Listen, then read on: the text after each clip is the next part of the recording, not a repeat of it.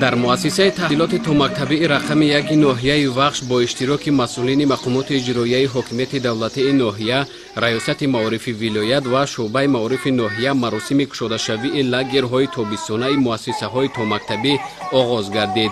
مسئولین نخست در اینجا از شرایط کودکستان مذکور و آمادگی های مسئولین به لاگرهای استراحتی تابستانه دیدن نمودند. چنان گفته شد در ناحیه با مقصد تشکیل و در سطح ضروری راهاندازی نمودن استراحت تابستانه کودکان و نورسان در تابستان سال 2024 نقشه چاره‌بینی ها ترتیب داده شده.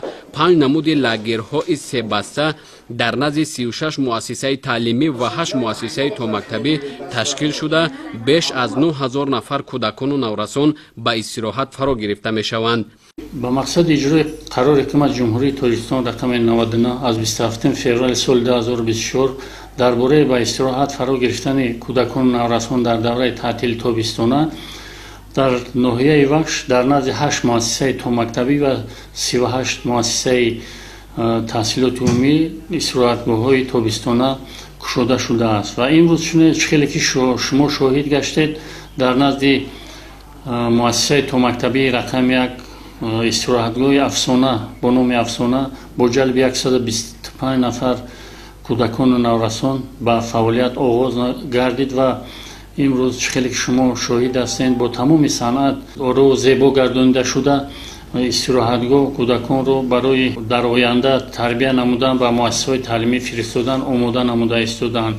امروز برای خوش و خاطرمان گذرانیدن دوره تعطیل تابستانه کودکان و نورسان در لاگرهای ناحیه وخش شرایط و امکانیت‌های ضروری مهیا شده. دوره به دوره تربیت گیرندگان و کودکان را به لاگرهای استراحتی فرا می‌گیرند. مؤسسه تومکتبی رقم 1 ناحیه سال تا سال با دستگیری مقامات اجرایی حکومت دولتی با شرایط سازگار تامین شده. امروز کودکان در فضای مساعد زیر مربیه‌های خود به تربیت فرا گرفته شده اند. در کودکستان شروع از حجره های خواب و آشخانه تا به حوض شناوری برای استراحت کودکان مهیا کرده شده است. در مؤسسه تحصیلات تومکتبی رقم 1 ما امروز همه جهت با سطح بلند ما آماده هستیم برای گذراندن لاگر. امروز با دستگیری های حکومت مملکت و مقامات اجرایی حکومت دولتی ولایت و شهر و ناحیه ها برای استراحت خوب و خاطرمان گذراندن تعطیل تابستانه به لاگرهای استراحتی شرایط ضروری مهیا شده. در این دوره کودکان و نورسان را به هر گونه مشغولیت و بازی های ورزشی و فرهنگی جلب می نمایند که واقعا هم از منفعت خالی نیست. این استراحتگاه ها تحت نظارت دائمی اتفاق کسبه و شعبه معارف قرار دارند.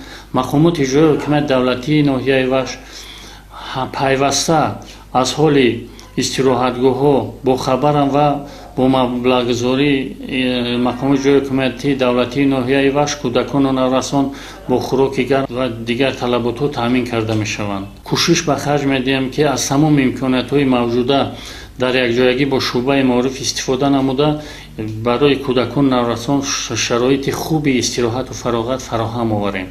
شرایط خوبی لاگرها برای جوانان خوشبخت دوران صاحب استقلال مملکت امکانیت فراهم می آورد تا آغاز سال نو خوانش را با روحیه خوب آغاز نمایند. زیرا به گفت مسئولین در لاگرها برای کودکان و نورسان محفل‌های زبان آموزی و آزمون‌های گوناگون علمی و ورزشی پیش بینی شده است که برای تحصیل آینده کودکان مفید و سریع می باشد.